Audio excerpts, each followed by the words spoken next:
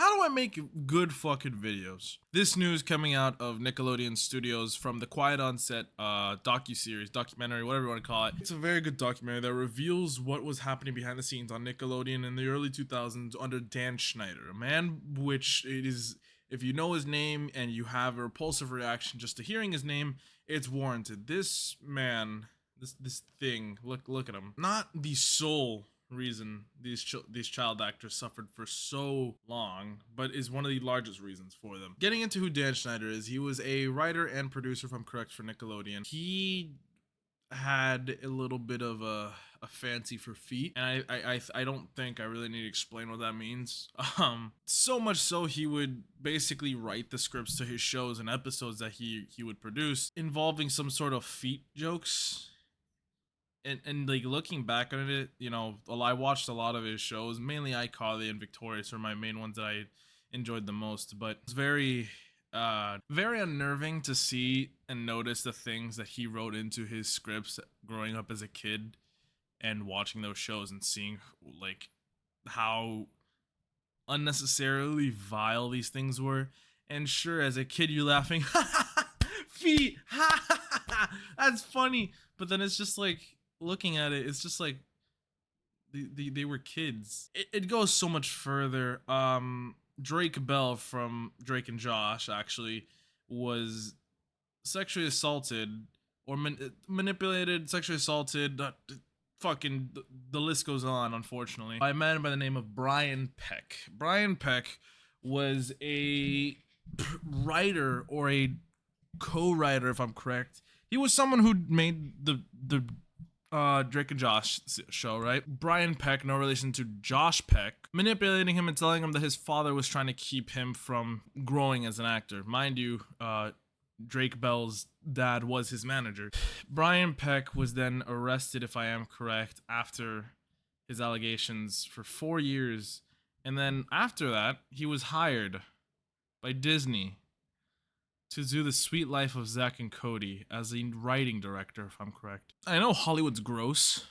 There's been so many people to come out about it and just say it's disgusting, and the reason some don't is either because, one, that is how they make a living, which I could maybe understand. Why is my camera out of focus? I could understand some people don't come out because they don't want to lose everything they've had because they're so deep-rooted into the industry that it's quite literally involved in every corner of their life, whether they understand it or not. Seeing that Disney tries to be a family-friendly company that promotes treating people nicely and fairly, I think you having a sexual predator on your production teams for one of your shows involving 2 literal children, Zack and Cody, when the I don't know the child actors' names, but the actors for Zack and Cody were at most 12, 13. I'm willing to put money on that. The way they looked when the show was started, they were very, very young. Introducing Brian Peck, a known pedophile pretty much, let's just say it how it is. I think it's very weird for Disney to do that. This documentary series, I don't know if it's a series, but this documentary, very eye-opening. Not only to like many, even me, I thought I understood how bad it was. For reference, when Brian Peck was going to court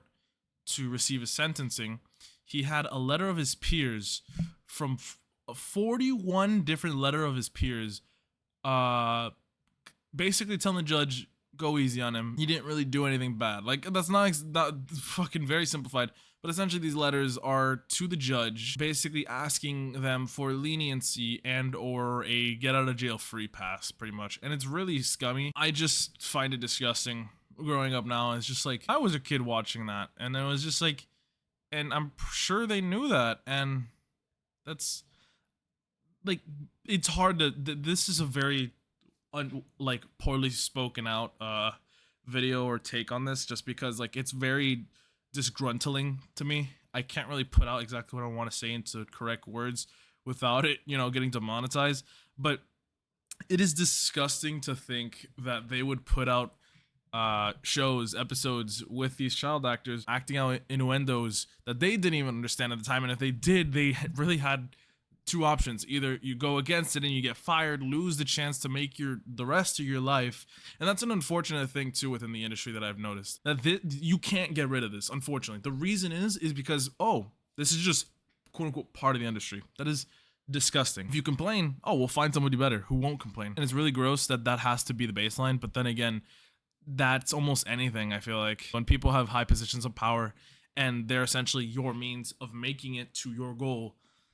You either have to be nearly subherent to them or just accept the fact that if you go against them at any point in time, you will be fired and lose everything you've worked towards. Now, a very special thing though that came out of this was the actor for Spencer and iCarly.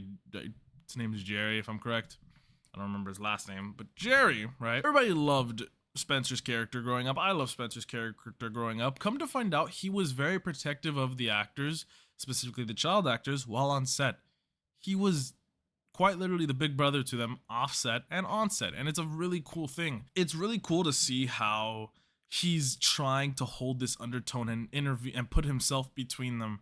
And like you could see, it's like you could just look at him and think, oh, he's just a silly goofy guy. But when you look at who Dan Schneider is, and he knew who Dan Schneider was, and he looks at that and he found a way to put himself between him and the children, which is a very honorable thing to do, I feel like, because that he was still a gross dude. I won't imagine you would want to put yourself near anybody like that. I wouldn't want to put myself near Dan Schneider. Like, motherfucker, I feel like he'd eat me. More than, besides the fact that he'd probably molest me, even though I'm 19, I feel like he'd fucking eat me. Look at him. Especially being that I loved Spencer as a character growing up, seeing how he acted and how he like held himself on set to make sure he can protect those kids, even while trying to maintain his goofy, funny demeanor, it's very respectable and very honorable. I suggest watching it. It's called Quiet on Set.